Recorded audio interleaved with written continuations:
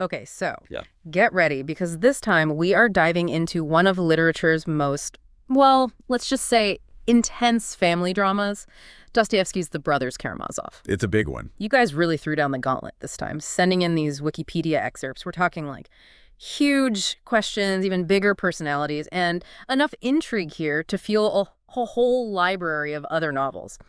So before we get too far, what even sparked your interest in the Brothers Karamazov in particular? Why this book? Well, it's fascinating, isn't it? I mean, this novel, it just digs into like the core of what it means to even be human, and it's not just a story, right? It's like this philosophical boxing match, but set in 19th century Russia. With very high stakes. Absolutely. And Dostoevsky, he tackles like everything, faith, freedom, morality, and then throws in a healthy dose of family dysfunction for good measure, right? Just to keep things interesting. Exactly.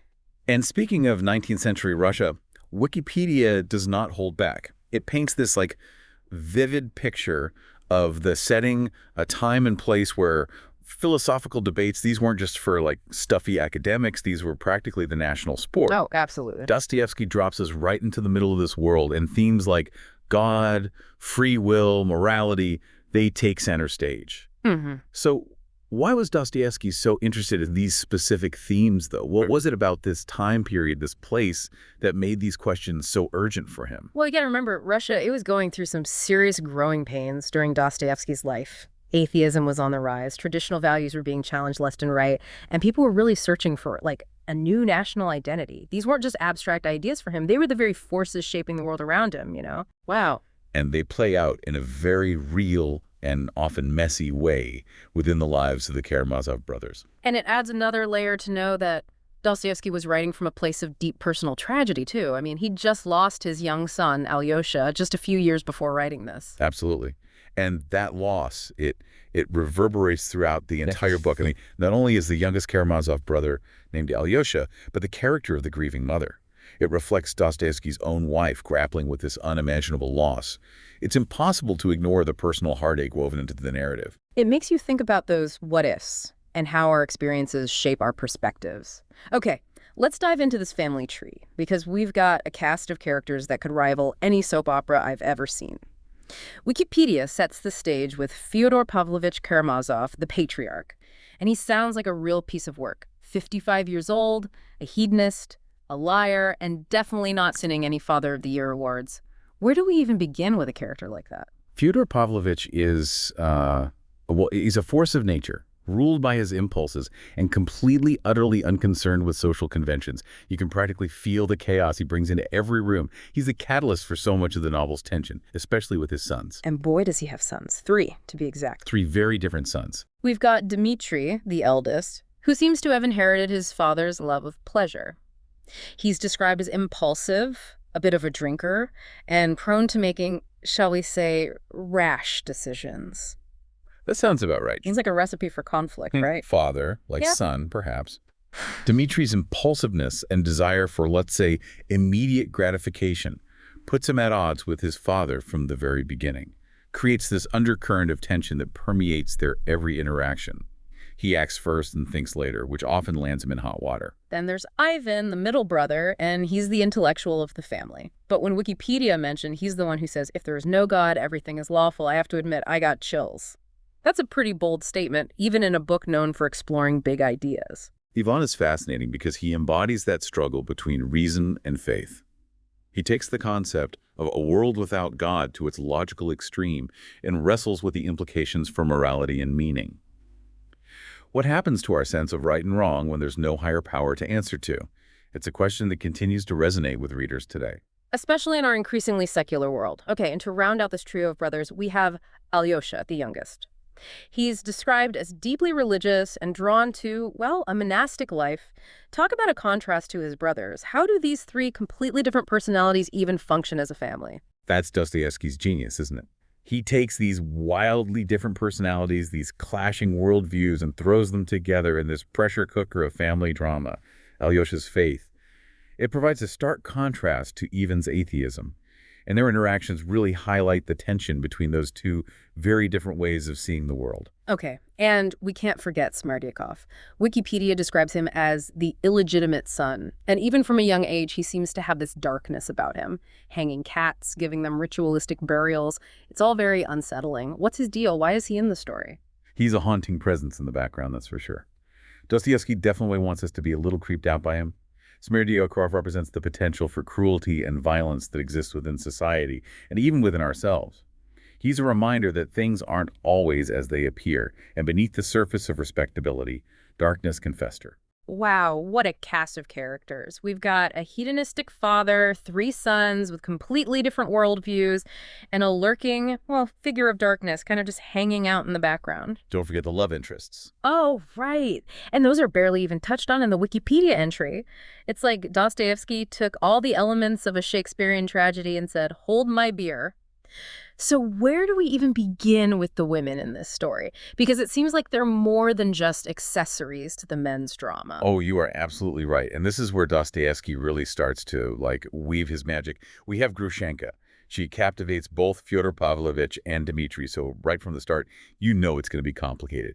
She's beautiful, she's fiery, and she's nobody's fool. Sounds dangerous. But she's also a product of her circumstances, and Dostoevsky uses her to explore those really complex issues of desire, manipulation, and even the possibility of redemption in a world that seems determined to exploit women like her. It's really quite brilliant. And then there's Katerina Ivanovna, who starts off as Dmitri's fiancée, but then she seems drawn to Ivan.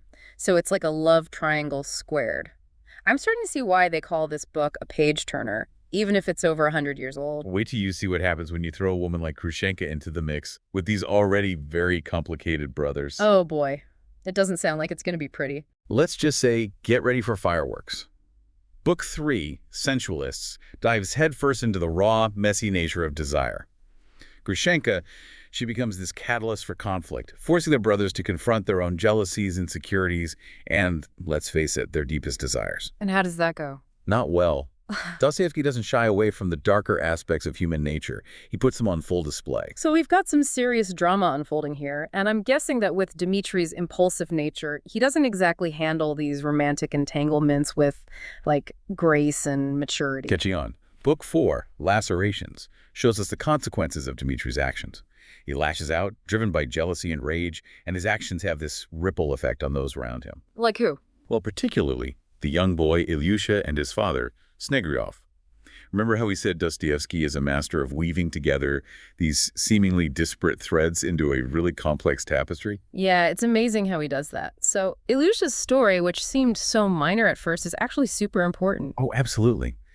Ilyusha, he represents innocence, vulnerability, and that potential for good and evil that I think exists within all of us.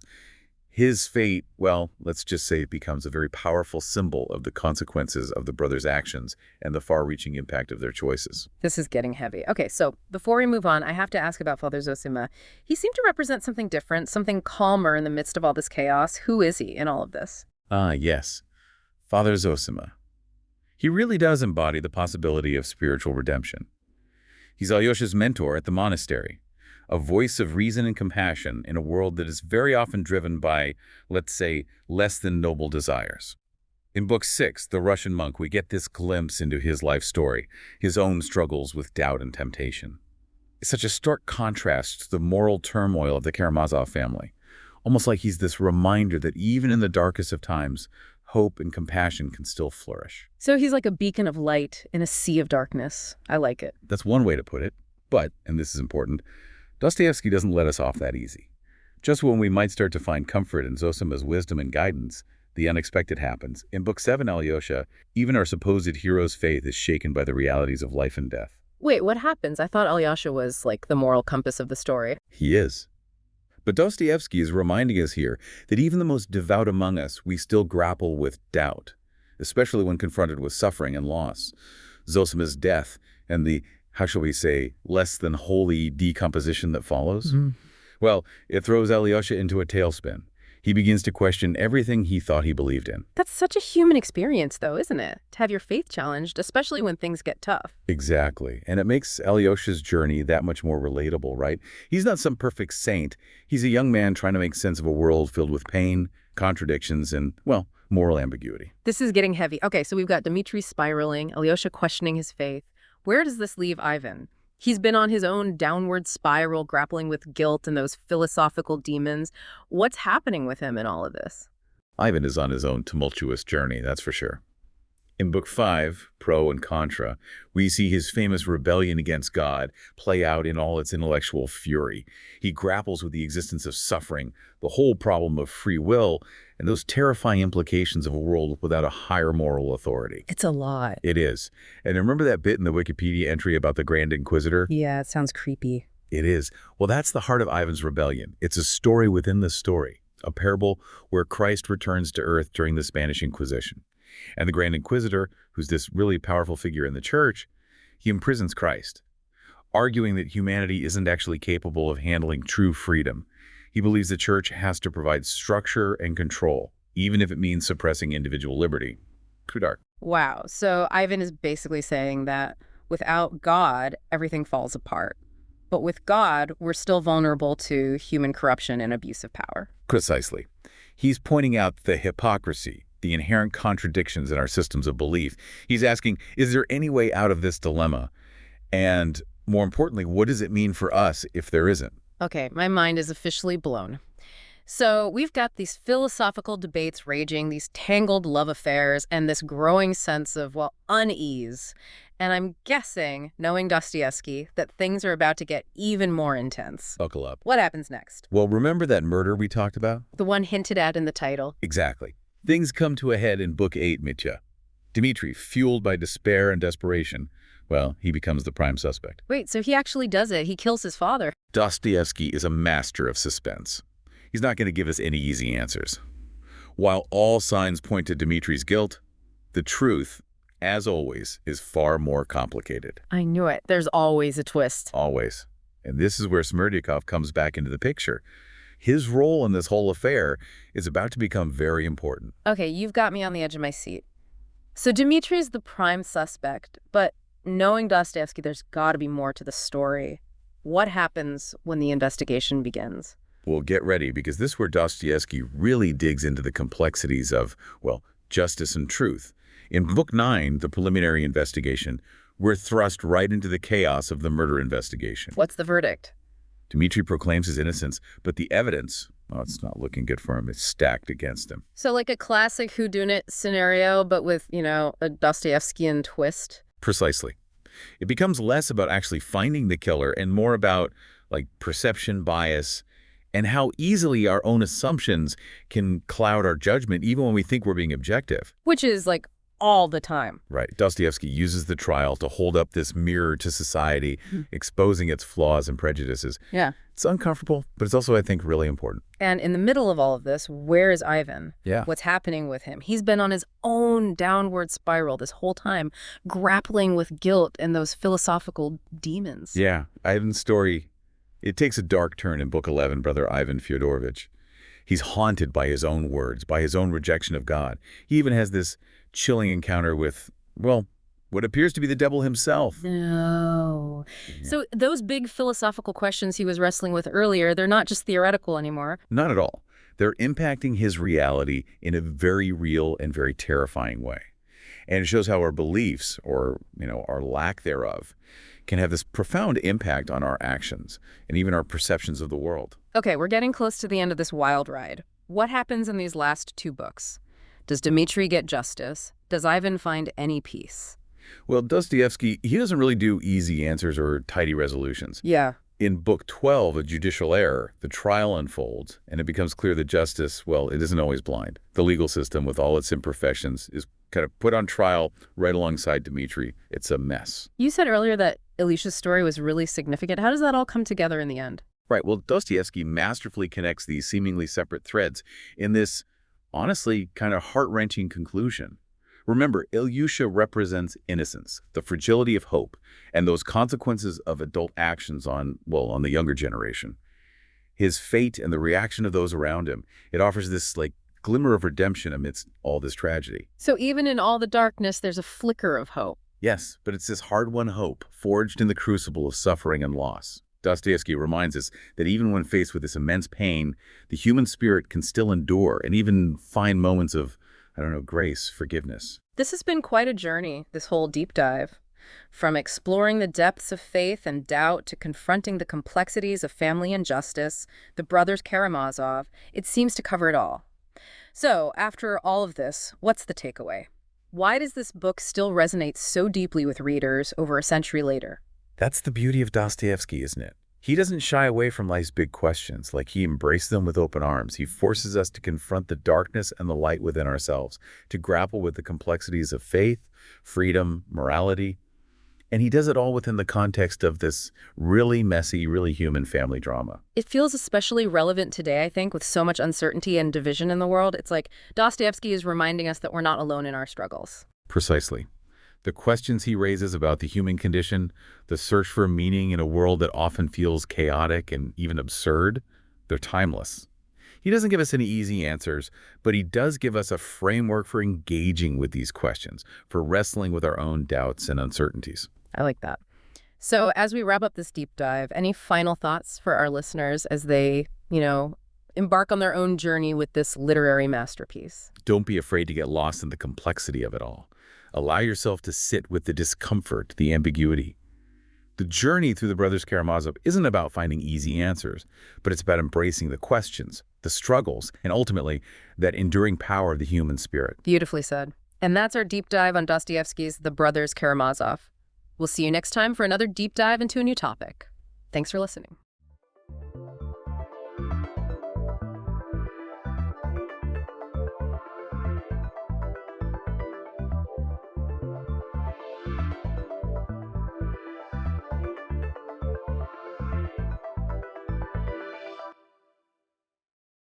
Ever heard of a heist so wild it could make Ocean's 11 look like a bunch of amateurs? Sounds intriguing. Well, buckle up because today we're diving into the Dresden Green Vault heist, a story that's got it all. We're talking priceless jewels, a daring escape, and even a powerful Berlin clan. Now that's what I call a story. You might have seen the headlines, but trust me, there's way more to it. We're going deeper, way deeper, unraveling the how, the why, and the who that makes this case so captivating. All right, you've piqued my interest. Let's get into it. Where do we even begin with something like this? First, picture this, the Green Vault. But hold on, it's not just any museum. Imagine a treasure trove overflowing with centuries-old jewels. This place screams opulence and history, home to some of the most exquisite pieces you could imagine. We're talking dazzling gemstones, craftsmanship that'll blow your mind, a legacy dripping in royalty. It's the kind of place that takes your breath away. I can almost picture it. But tell me, what about that famous Dresden green diamond? I remember hearing about that. Ah, good catch. You'd think it would be the star of this story, right? But get this, it wasn't even there. Turns out it was out on loan during the heist. Can you believe the luck? Wow, talk about dodging a bullet. But it makes you think, the Green Vault, it's not just about the monetary value, is it? It's a symbol, a testament to art history, a piece of European cultural heritage. Stealing from it, it's like taking a piece of history itself. Think of it like the Mona Lisa or the Sistine Chapel. And get this, it's not even the first time something like this has happened. Remember that unsolved mystery at the Isabella Stewart Gardner Museum? Still baffles everyone to this day. Exactly. These high-profile heists, they really capture our imaginations, don't they? It's not just about what was taken, but the stories they represent. Okay, so now let's set the stage for the actual heist. Picture Dresden, Germany, November 25th, 2019. It's the middle of the night, 4 a.m., everything's quiet, the whole city's asleep. And then, bam, out of nowhere, a fire erupts on the Augustus Bridge. Talk about a rude awakening. Right. But here's the thing. This wasn't just some random fire. This was meticulously planned. You see, the fire, it wasn't the main event, it was a distraction. A well-orchestrated move to knock out the power grid. So they plunged the city into darkness. Clever. Exactly. Darkness means no security systems, no alarms. The perfect cover. So how'd they even get into the Green Vault? Wasn't it heavily guarded? Oh, absolutely. But these guys were good, seriously good. We're talking professionals. They managed to slip through a window after cutting through iron bars, mind you, right into the heavily guarded jewel room. Wait a minute. The jewel room?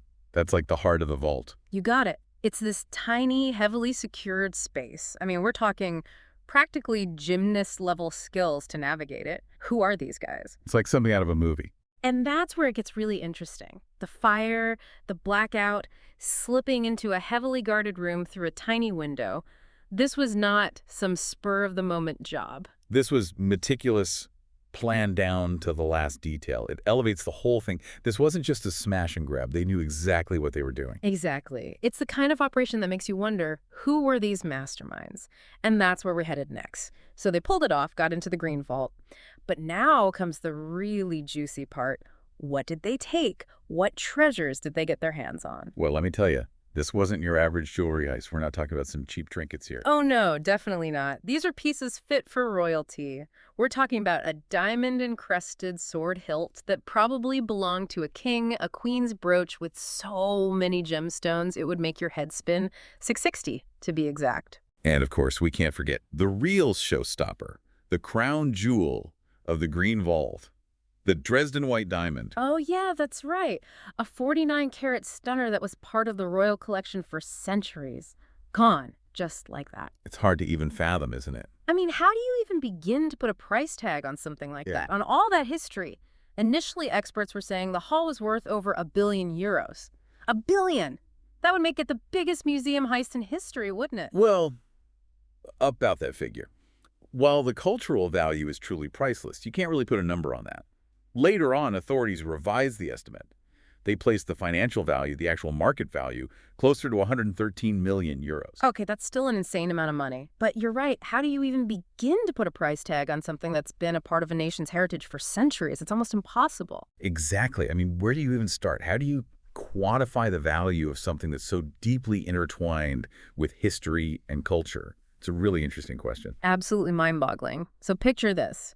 The heist is done. The thieves are gone, vanished without a trace. The city is in an uproar. Police are scrambling. There are roadblocks everywhere. They even found a burned-out Audi A6 they think was involved. You know, the classic getaway car, abandoned and torched. They even offered a hefty reward, €500,000 for any information leading to the thieves' capture.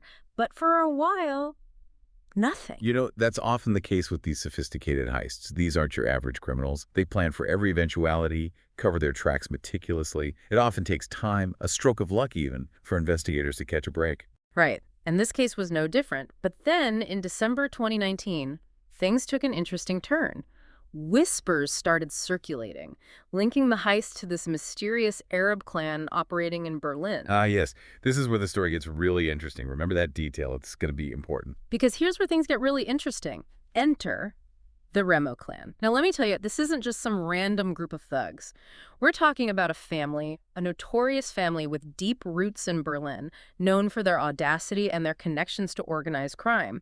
They're basically a local dynasty when it comes to, well, let's just say unconventional acquisitions. And suddenly, the whole case takes on a different dimension, right? We're not just talking about a daring heist anymore. We're talking about organized crime, family ties, loyalty, and possibly even influence that reaches far beyond some stolen jewels.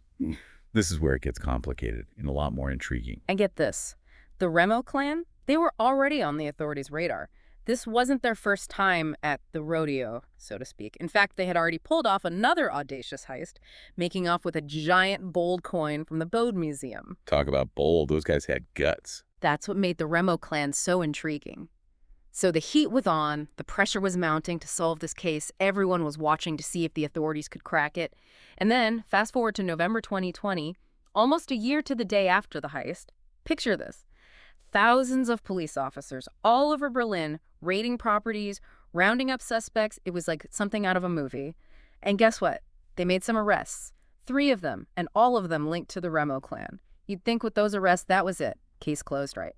But this story, it's full of twists. Just when they thought they had it all figured out in December 2022, a huge chunk of those stolen jewels, they pop up back in Berlin. And get this, it wasn't just some random discovery or a lucky break for the police. Turns out it was a deal. A deal. Yeah. A deal. The authorities, they negotiated with the lawyers of those 6 suspects in custody. So they basically made a deal with the people who allegedly pulled off this incredible heist to get the jewels back. That's wild. It really is, and it brings up a big question. Is this a win for justice, or does it set a dangerous precedent? I mean, on one hand, you've got those priceless artifacts back in the right hands, but on the other hand, you had to make a deal with the people who took them. Yeah, that's got to make you wonder, does it encourage more heists like this in the future? Exactly.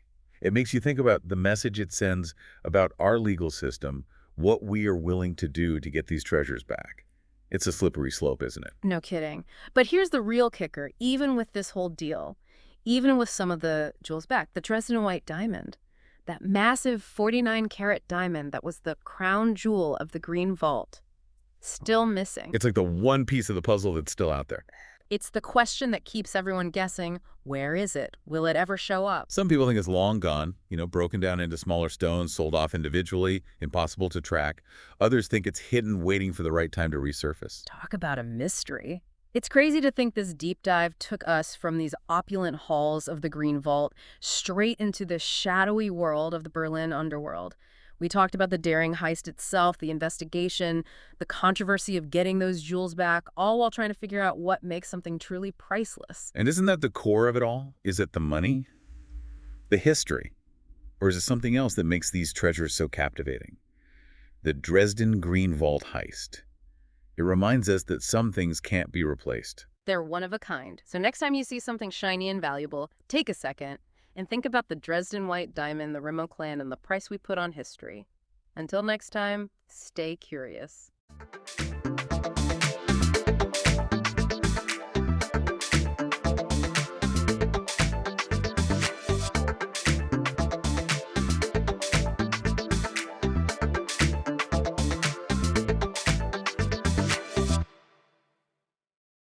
All right, buckle up, because today we are diving headfirst into the myths and legends of Theseus. He's this Greek hero with two dads, a serious knack for fighting monsters, and a ship that people are still arguing about centuries later. And to think all this just from his Wikipedia page, you really picked a good one this time. Right. Okay, so picture this. You find out you're a prince, which is great and all, but to claim your birthright, you've got to get to Athens the hard way. Like, forget about a chariot or something Theseus walked. And we're not talking about a nice scenic route either, more like a road trip from hell with a mythical bad guy waiting to jump you around every corner. Talk about proving your worth. This isn't just some coming-of-age journey. It's Theseus literally fighting for his place in the world, his right to a lineage. And speaking of lineage, his family tree is, well, let's just say it's complicated. That's an understatement. Yeah, so on one hand, you've got King Aegis, your typical king, desperate for an heir. But then there's the other potential dad, Poseidon, the god of the sea. Classic Greek mythology trope right there. The two fathers thing. You've got the human, earthly connection, and then, bam! Divine intervention. Like the fates are saying, oh, this guy's not just any prince. Right, he's got superpowers just waiting to be unlocked. But before we get to all that, let's get back to that road trip. Oh, yeah. Things are about to get messy. Understatement of the century. We're talking 6 major encounters, each one more intense than the last, like straight out of the hero's training montage. And first up is Periphetes. Apparently thought it was a good idea to bring a club to a sword fight. Spoiler alert, it wasn't. Yeah, Theseus took him down. But it gives you a sense of the kind of danger we're dealing with here, right? These aren't just your average highwaymen. Not even close. And what's interesting is how Theseus seems to mirror his opponent's tactics. Like with Periphetes, he uses the club against him. It's cunning, almost like poetic justice, and you start to see that pattern throughout his encounters. And then there's Senecus. This guy, oh man, talk about a toxic relationship with nature. This is the tree bender, right? The one and only. He'd tie people between 2 bent pine trees and, well, let's just say things got messy. Definitely not how I'd choose to go. And of course, Theseus being Theseus uses Senecus' own little game against him, which the Athenian audience probably ate up. Oh, for sure. Imagine those stories being passed around, everyone embellishing just a little bit more each time. Right. But before word of mouth could turn Theseus into a full-blown myth, he decided to up the ante. Enter the Crummionian South, think a giant, monstrous pig terrorizing the countryside. And not just any pig, right? We're talking offspring of Typhon and Echidna, 2 primordial beings known for their, shall we say, creative offspring. To put it mildly, seriously, if I was Theseus, I'd be like, Athens. Who needs it? I'm basically a legend already. But I guess everyone's got family drama, even heroes. Oh yeah, and in Theseus's case, family drama comes in the form of one very powerful sorceress. Medea. who just so happened to be married to King Aegeus at the time. And let me tell you, she was not about to let some random prince waltz in and mess with her own son's inheritance. Talk about a high-stakes family reunion. And that's when she tries to get rid of Theseus by sending him after the Marathonian bull. Hold on, back up. This wasn't just any angry bull, right? Hey, not even close. This was basically a walking symbol of Cretan power, so capturing it was a huge GE deal. But of course, Theseus pulls it off. Because why not? And he even makes time for some heroic side quests along the way. Right. He meets this old woman, Hecale, who shows him kindness and hospitality, which, makes what happens next even more tragic. Don't tell me. Hecale dies before she gets to see Theseus's triumph. Oh, man. Talk about bittersweet. It really puts things in perspective, though, right? Even for these larger-than-life heroes, there's always a very real, very human cost to their actions. And it's not like the danger ends there. Because even after the bull and, Hecale, there's still Medea to deal with. Oh, yeah, she's not done yet. In fact, she tries to poison Theseus. Luckily, King Aegeus recognizes him just in time, thanks to a little something Theseus's mom had him hold on to. A sword and a pair of sandals. Ancient paternity test. I love it. Right. Only in Greek mythology. But as you can imagine, things don't exactly quiet down after that little family reunion. You're telling me. Evil stepmother. Check. Long-lost father. Check. What else could possibly go wrong? Oh, just a little thing called the Minotaur. And trust me, Yeah. That's a story for another time. So last time we left off with Theseus reuniting with his dear old dad and dodging a poisoned drink. Talk about family drama, right? Yeah, but trust me, things are about to get a whole lot more intense. Because now we're getting to probably the most famous Theseus story out there, the Minotaur and the Labyrinth. It's a classic for a reason. You've got a monster, a maze, that's basically a death trap, a love story. And of course, a whole lot of Greek tragedy. Naturally. But yeah, where do we even begin? Well, I guess we got to start with the Minotaur in the room, so to speak. Right. What exactly are we dealing with here? Yeah, paint us a picture. Imagine a creature straight out of your worst nightmares. Half man, half bull, trapped in this elaborate maze, the Labyrinth, which was designed by Daedalus, this legendary craftsman. And this wasn't just any maze, right? Oh, heck no. This was like the OG escape room, but 1,000 times more deadly.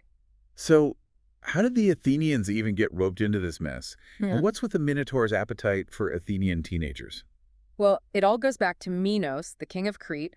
Long story short, his son, Androgeus, ended up dead in Athens, and Minos was not about to let that go. Sounds like someone had a vengeance streak. Understatement. As punishment, he demanded that Athens send him a tribute every 9 years, 7 young men and 7 young women to be sacrificed to the Minotaur. Okay, that's just messed up. No kidding. And that's where Theseus comes in. He volunteers to be part of the tribute, figured, hey, why not go face-to-face with a monster and try to stop this whole thing for good? Talk about guts. But he wasn't just waltzing in there unprepared, was he? Of course not. Before setting sail, he made a promise to his father, Aegeus. If he defeated the Minotaur, he'd swap out the black sails on his ship for white ones. Symbol of victory and all that. Ah, so that's how the whole sail thing comes into play. Exactly. But yeah, they set sail with those black sails, which probably had the Athenians back home sweating bullets. Yeah, I bet. So Theseus gets to Crete, monsters waiting. What happens next?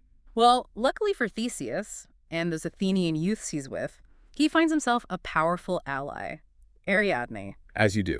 And she just happens to be the king's daughter, right? The one and only. And, totally smitten with Theseus, because why not add a little romance into this whole monster-slaying adventure? Right. It wouldn't be a good myth without it. But Ariadne was key to, not getting eaten by the Minotaur, right? Big time. Yeah. See, she was horrified by the whole Minotaur situation. And, well, she was in love with Theseus, so she gave him a little something to help him navigate the labyrinth. A ball of thread. Oh, come on, seriously. Yeah. A ball of thread, that's it. Hey, don't underestimate the power of a good thread. It's such a simple idea, but so clever. Okay, true. But still, a little anticlimactic, no. Well, think about it. Theseus ties one end of the thread to the entrance and unwinds it as he goes, right? It's genius. No matter how lost he gets, he's got that thread guiding him back. It speaks to his strategic mind. He's not just some muscle-bound hero. He's thinking things through. All right. You've convinced me. The thread is cool. But what about the actual showdown? What happens when Theseus finally comes face-to-face with the Minotaur? It's the stuff of legend. There's a fierce battle, of course. Some versions are more elaborate than others. Naturally. But the bottom line is, Theseus uses his strength, his agility, and yes, his brain to outsmart the Minotaur, eventually killing it. Victory. I can practically hear the cheers from here. Oh, I bet. So he finds his way back out of the labyrinth, guided by the thread, rescues the Athenian youth, scoops up Ariadne, and they set sail for Athens. Okay, so happy ending, right? Everyone's safe, the Minotaur's toast, Theseus is a bona fide hero. Yeah. What's the catch? Well, remember that whole thing with the sails? And the promise he made to his father? Uh-oh. You're not going to tell me he... Oh, he did. Theseus, whether he was just caught up in the excitement or, maybe a little distracted by his new girlfriend, completely forgot to change the sails. So he shows up to Athens with those black sails still up. Yep. And Aegis, well, seeing that ship approaching, believing his son to be dead. Oh, no. Yeah, he was heartbroken. So heartbroken, in fact, that he threw himself into the sea, which from that day forward was known as the Aegean Sea. Talk about a tragic ending. Right, and such a classic Greek tragedy, too. All because of a miscommunication, a forgotten promise. It adds so much depth to Theseus' story, though, don't you think? Totally. He's not just this perfect hero who can defeat any monster. He's human. He makes mistakes, and sometimes those mistakes have serious consequences. Exactly. It makes him relatable, even if his dad is beside him. Okay, so last time we left off on a bit of a downer. Theseus, conquering hero, accidentally caused his dad to, well, take a swan dive into the Aegean Sea. Yeah, things didn't exactly end on a high note there, did they? Not really. But hey, that's Greek mythology for you. Always a twist. But there's more to Theseus' story, right? And it's not all doom and gloom. Speaking of stories, can we talk about Theseus' ship for a minute? Because how often does a ship become a whole philosophical debate? You're talking about the ship of Theseus paradox, right? The one and only. See, the Athenians, they love their heroes. And what better way to honor a hero than to preserve his ship, right? Turn it into a relic. Makes sense. Except, wood rot, sails wear out. Yeah. Things need to be replaced. Exactly. That's exactly what they did. One piece at a time until eventually there was nothing left of the original ship. And then comes the big question, is it still the same ship? My brain hurts just thinking about it. It's like if you replace all the parts of a thing, is it still the same thing? Right. It's a question that applies to so much more than just ships, though, doesn't it? I mean, our bodies are constantly changing, regenerating cells. We accumulate experiences, change our minds about things. Are we still fundamentally the same person we were 10, 20 years ago? Okay, now you're really making me think. It's a fascinating concept. I wonder what our listeners think. What do you think? If you were Theseus, would you consider it the same ship? It's a tough one. You know it's not a tough one? The bond of a good bromance. And when it comes to legendary bromances, Theseus and Pirithous are right up there. Ah, yes. Theseus and Pirithous, the OG partners in crime. Right, except Pirithous was the king of the Lapiths, so not exactly your average partner in crime. True. Although their first encounter was a little rocky, you could say. Wait, seriously, what happened? Well, how do I put this? Pirithous, you see, thought it would be a good idea to steal some of Theseus's cattle. As you do. Right. But it wasn't just about the cattle, it was a test. Pirithous wanted to see what Theseus was made of. Yeah. They basically ended up having this epic showdown. But instead of killing each other, they were so impressed with the other's skill that they swore an oath of brotherhood. Talk about burying the hatchet. Yeah. And this little bromance is what eventually leads them to the underworld, right? The one and only. See, they made this pact to marry daughters of Zeus. Theseus chose Helen, which, that's a whole other story. Understatement. Right. But Pirithous, he sets his sights on Persephone. Hold on. As in the wife of Hades. The queen of the underworld. The one and only. These guys had some serious guts. No kidding.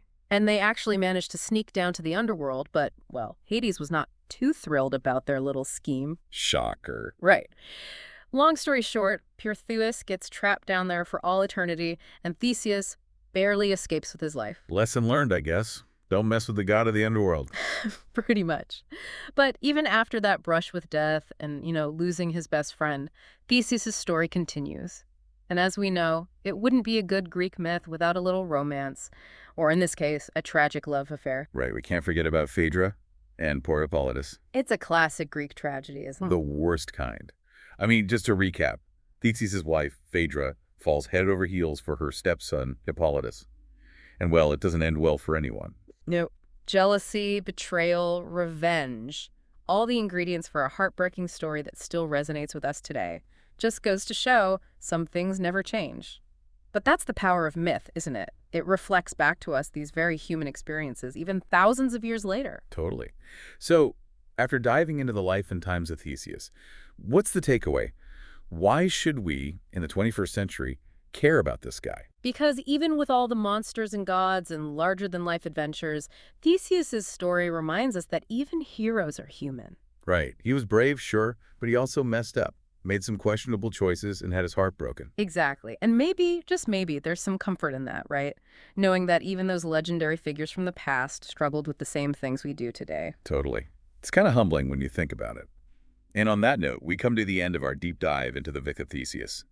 We hope you enjoyed this journey as much as we did. And if this sparks your own quest for knowledge, don't be afraid to embark on your own deep dive.